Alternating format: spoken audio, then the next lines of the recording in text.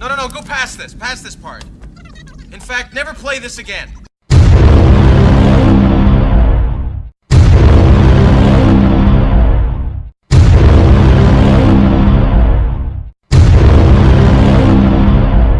No, I haven't gone mental. If you saw my initial reaction review to Transformers Age of Extinction, then you know exactly what I think of this film. However, for argument's sake, let's have a look at why technically it is a perfect Transformers film. You probably won't agree with the argument, but hear me out anyway.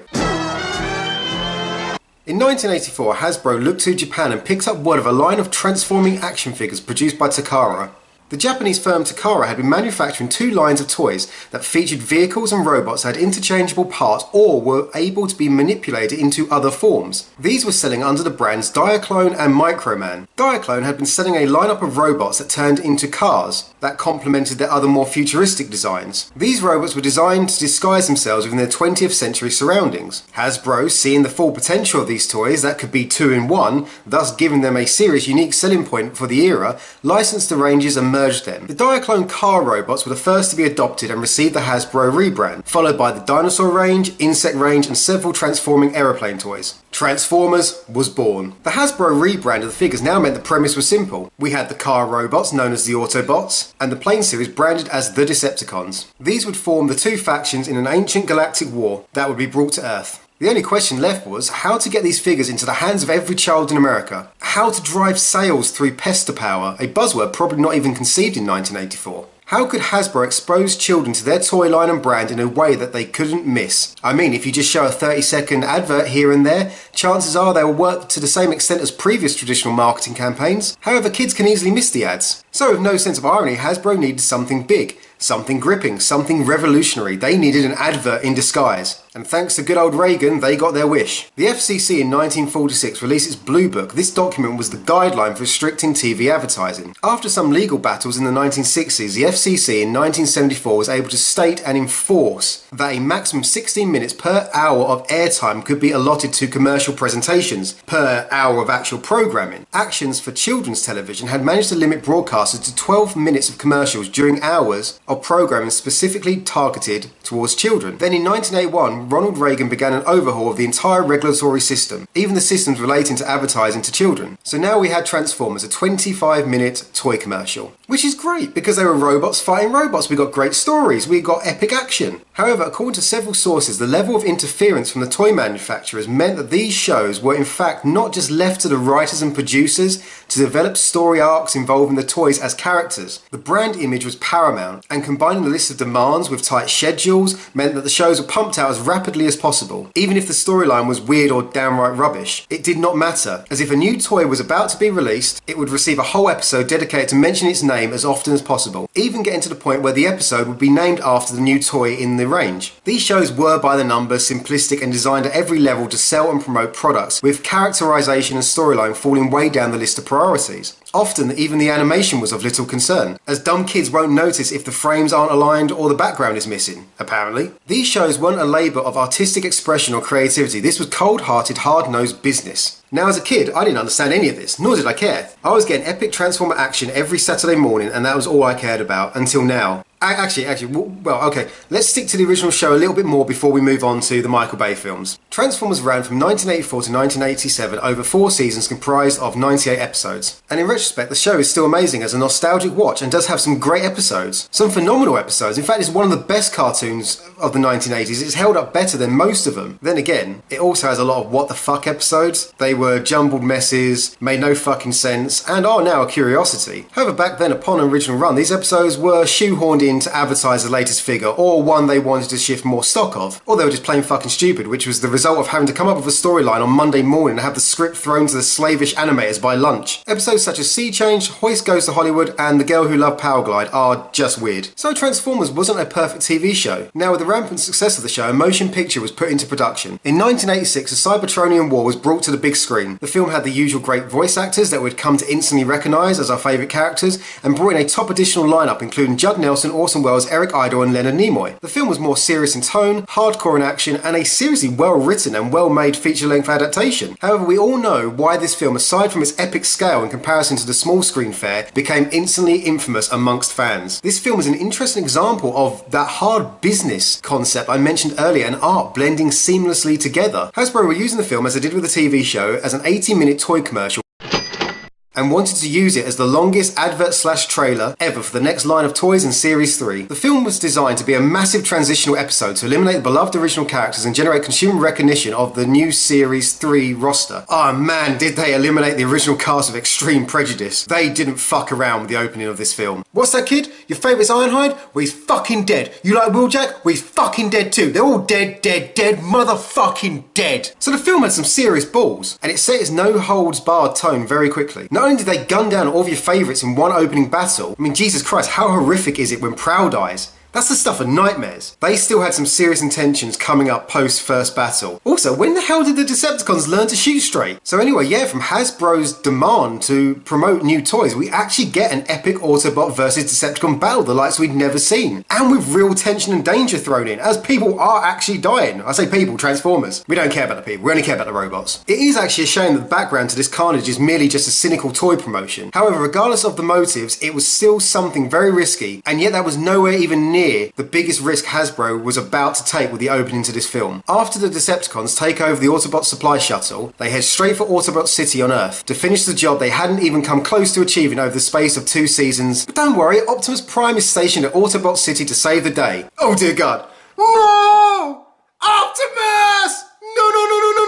For Brand to kill off the prime focus of the toy line and show, I'm sure that was unheard of at the time. So anyway, for all the corporate reasoning behind the opening to the Transformers movie, it comes out as a solid animated feature. How it's so good you almost don't even file it under animated movies, you just put it in the best DVDs ever pile. It wasn't just the Autobots that got the boot. Starscream is taken out and Megatron becomes Galvatron. The film was timed for release at the peak of Transformers Mania and made $5.8 million at the US box office. However, Box Office Mojo has no data for worldwide gross. The initial opening was strong, however the film failed to recoup its budget. It was a step up in all terms from the cartoon. The film was louder, bigger, the action was high octane, and the soundtrack is rocking as hell. However, think about what I just said and how I just described this film. Does that not sound like I could be describing another Transformers film? This was printed at the time of the animated movie's release in 1986. Karen James of the New York Times described the movie by stating, "While all this action may captivate," I don't know why I'm doing this voice, this is her voice or his voice, I don't know, it's someone's voice. "While all this action may captivate young children, the animation is not spectacular enough to dazzle adults, and the Transformers have few truly human elements to lure parents along, even when their voices are supplied by well-known actors." So flash forward to 2014 and what has just been released? The core of Transformers has always been to sell products. The show was funded from Hasbro's marketing budget, and if it had not aided sales, would never have existed. As mentioned, the show came into being to capitalise upon a change in the US regulatory system on television advertising. So firms suddenly had a new channel to target a consumer previously protected by the FCC. The FCC acted as a barrier to just how much could be broadcast directly to this target demographic. So what has happened in the decades since that can explain the existence and soul of a film like Transformers Age of Extinction? Globalization and the fall of communism. 3 tried and true business practices which Hasbro are the masters of have been adopted by Paramount, especially with this 4th installment of the Transformers franchise. Practice 1. As with all companies, growth, well, is paramount to continued success. When a company has maximised its domestic potential, they seek out new international markets for revenue. McDonald's, for example, is a global operation and the Golden Arches are now prevalent in over 100 countries. Practice 2.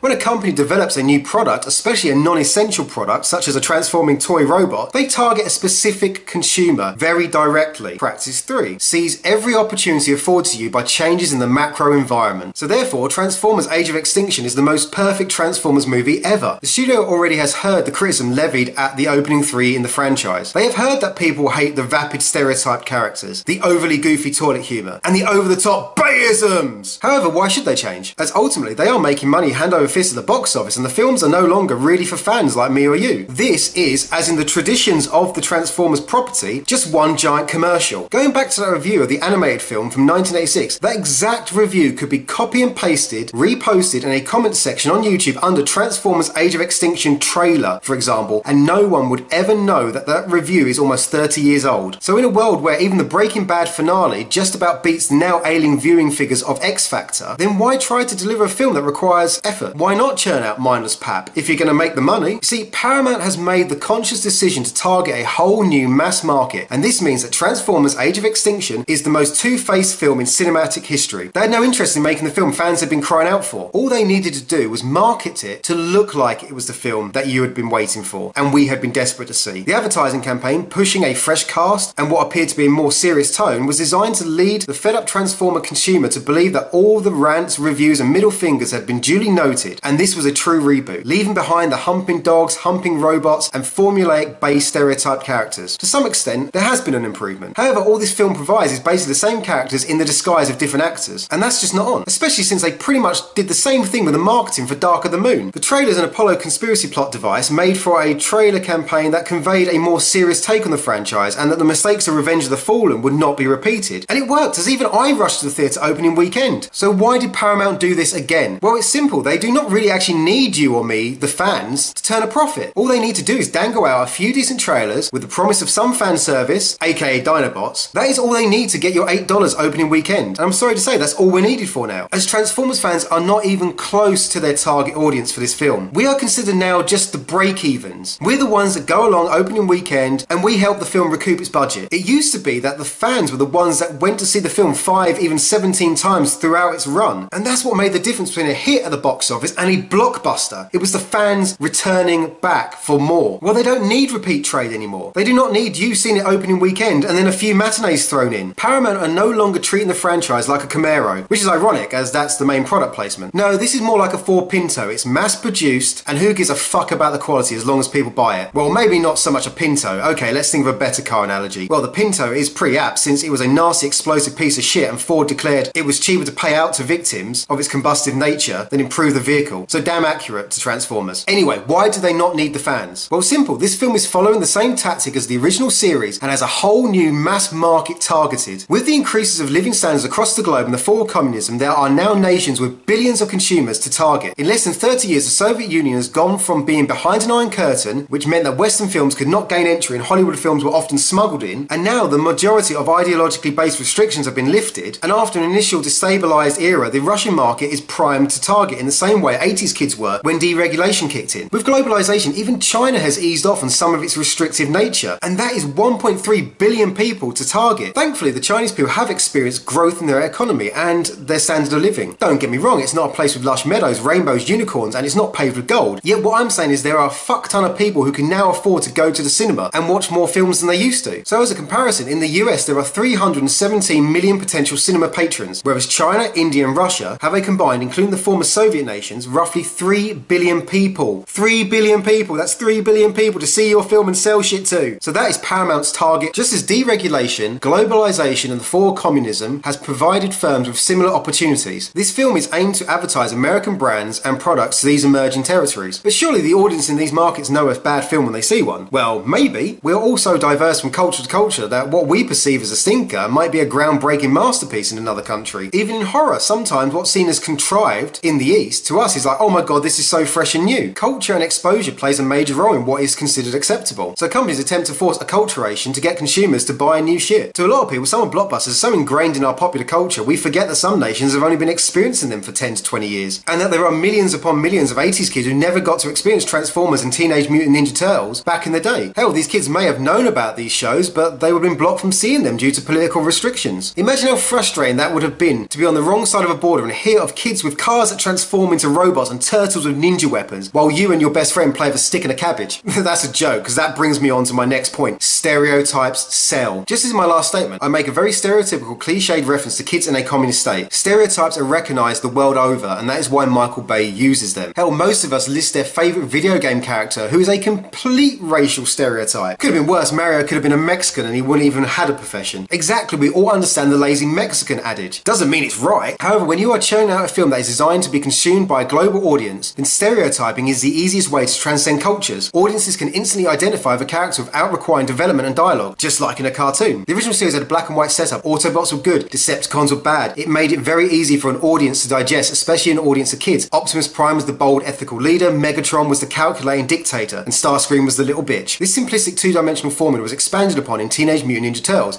Each turtle was unique in their two-dimensional two-dimensional nature. Leonardo led, Donatello did machines. Okay, that sounds weird now thinking about it. Raphael was cool but crude, and Michelangelo was the party dude. This is marketing 101. So I guess what I'm saying is it's surprisingly easy to connect to a mass audience by producing characters which are technically offensive. However, Bay does this so well by making all the characters so two-dimensional and so offensive that they seem to cancel each other out. Bay uses stereotypes in place of writing. It's that simple. So a global audience can connect to every character and they understand the motivations behind every character because every character is basically just a stereotype, and that's not a good thing. The box office results for this film are massive in the aforementioned foreign markets. The movie is crafted for new overseas consumers. I am saying that this film has been crafted to appeal specifically to these audiences, and that is like any product. I might not like a brand of cola. Doesn't mean I'm right, it just means it wasn't formulated to appeal to me. However, with so much taken for granted and so many decades of exposure to films and their marketing, not only do we become spoiled and demanding like kids throwing toys out of a pram, we also become very cynical. So we like to moan because, well, we're spoiled basically. We have been spoiled for like 35 years of blockbusters. Anyway, this film has been designed at every level to give a blockbuster experience to new audiences, which is quite funny because therefore it makes this film a stereotype. This is a stereotype of a blockbuster. To a new audience who have heard about blockbusters and what a blockbuster is, this delivers everything that a blockbuster should be. Also, it's designed to promote American brand equity overseas. As I said at the start of this, when I was a kid, I didn't know nor care about the political reasoning behind Transformers' existence. Hasbro was pushing its products in a new way because of a change in the macro environment. To me, the new target consumer. And now that is simply what they are doing in 2014 with Transformers Age of Extinction. And from everything said, this is why I can conclude that Transformers Age of Extinction is the most perfect film in the Hasbro franchise, as it is achieving the ultimate aim of the firm from day one, to sell more shit. So that's a shortened version of my argument from my blog of why Transformers Age of Extinction is actually a perfect Transformers film. I mean, it's just to promote brands. And that's just not right. How can anyone have any kind of credibility if their sole aim is to promote a brand and use product placement? For more on Transformers Age of Extinction, go to rewindthatcast.blogspot.com. There's more about product placement and there's a full spoiler review where I actually go right into detail of the film. By Coke. Or Pepsi. Or RC Cola.